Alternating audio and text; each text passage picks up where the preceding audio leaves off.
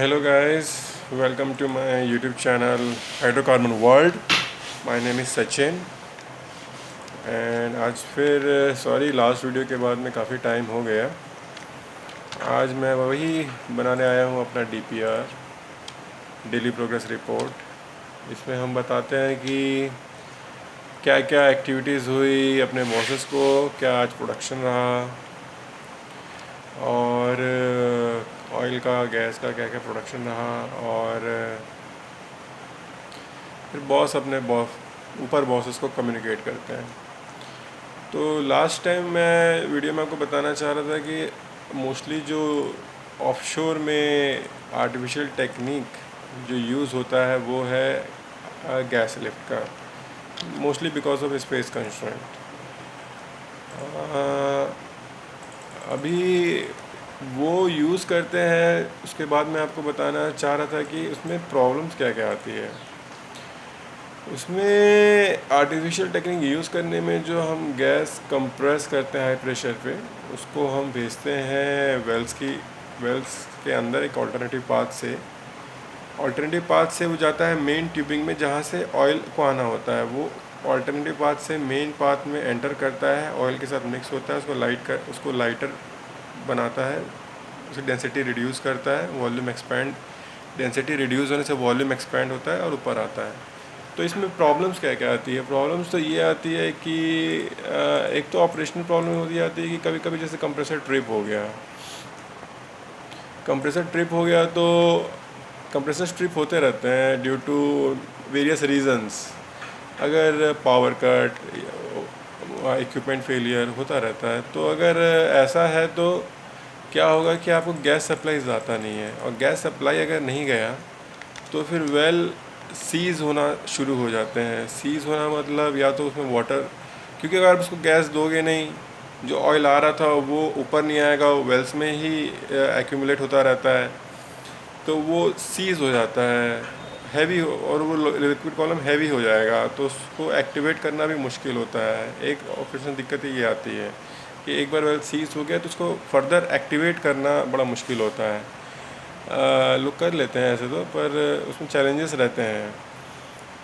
और एक ही बड़ा ही बिहेवियर इश्यू जो डेवलप होता है गैस लिफ्ट में ये होता है कि ये जो फ्लो को है many times not always, in many wells, not all the wells, in many wells ये उसको अनस्टेबल करता है। Unstable in the sense fluctuations बहुत होते हैं फ्लो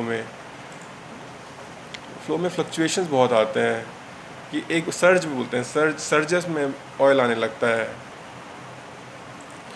कि एक बार में ऑयल बहुत सारा आ जाएगा, फिर एक बहुत टाइम के लिए रुका रहेगा, कुछ नहीं आएगा, फिर एक बार सर्ज में ऑयल आता है, तो वो एक अनस्टेबल हो जाता है। तो उसमें नुकसान ये होता है कि आपका जो सरफेस इक्विपमेंट्स होते हैं, सरफेस में बहुत सारे इक्विपमेंट होते हैं, सेपरेटर होता है, अदर जो डिहाइड्रेटर होता है, कंडेंसेट वाटर कलेक्टिंग ड्रम्स बोलते हैं, वो सब होते हैं। इन सब में हमारे कंप्रेसर्स होते हैं, ये सब डाउनस्ट्रीम इक्विपमेंट्स हैं। ये इसमें अगर ऐसे सर्जस के लिए ये डिज़ाइन नहीं होती है। इसमें अगर ऐसे सर्जस में आता रहता है तो इन इक्विपमेंट्स में, और इन इक्विपमेंट को कंट्रोल करने के लिए जो वॉल्स वगैरह इंस्ट्रूमेंट्स लगे होते हैं, उनमें काफ़ी परेशानियाँ आने शुरू हो जाती है। तो ये एक बिहेवियरल इश्यू जो है उसको वो बहुत ही उसको टैकल करना बहुत ज़रूरी है। वो मतलब टैकल करना भी बहुत मुश्किल है उसको। आप एक बार जब वो सर्जस में आ रहा है, उसको यूनिफॉर्मिटी लाना बड़ा ही मतलब मुश्किल काम है। ये आपकी प्रोडक्टिविटी को भी अफेक्ट करता है। इससे आप वेल्स की जो ऑप्टिमम प्रोडक्टिविटी है वो भी अचीव नहीं कर पाते। तो ये एक one of the major drawbacks होती है, क्या कहते हैं, गैस लिफ्ट टेक्निक्स में। बहुत सारी रिसर्च मैं देखता हूँ जो इसमें लोग करते हैं कि इसको कैसे हम स्टेबल करें through artificial intelligence, through control system, इसको हम कैसे कर सकते हैं, ये मैं पढ़ता हूँ, या मैं आपको शेयर करूँगा आगे।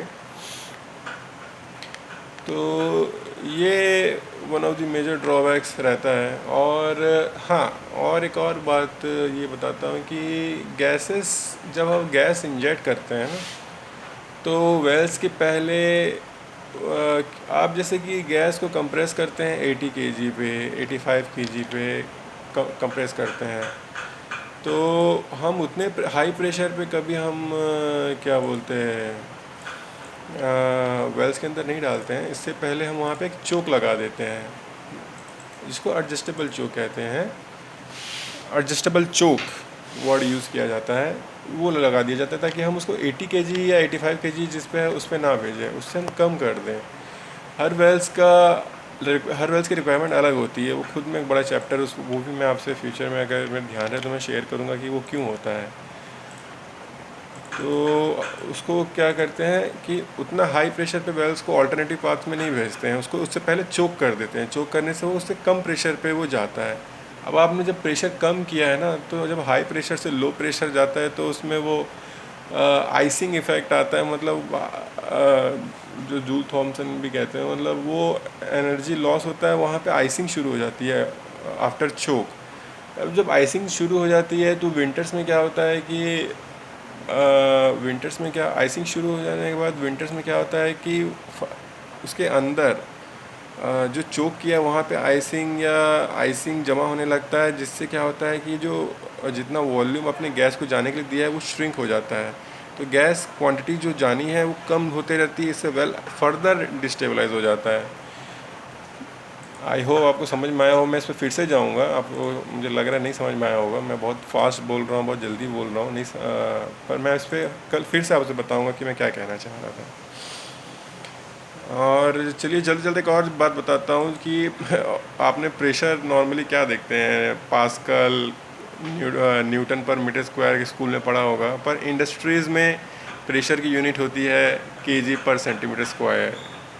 हर जगह केजी पर सेंटीमीटर स्क्वायर, हर जगह नहीं, हमारे ऑयल एंड गैस इंडस्ट्री में।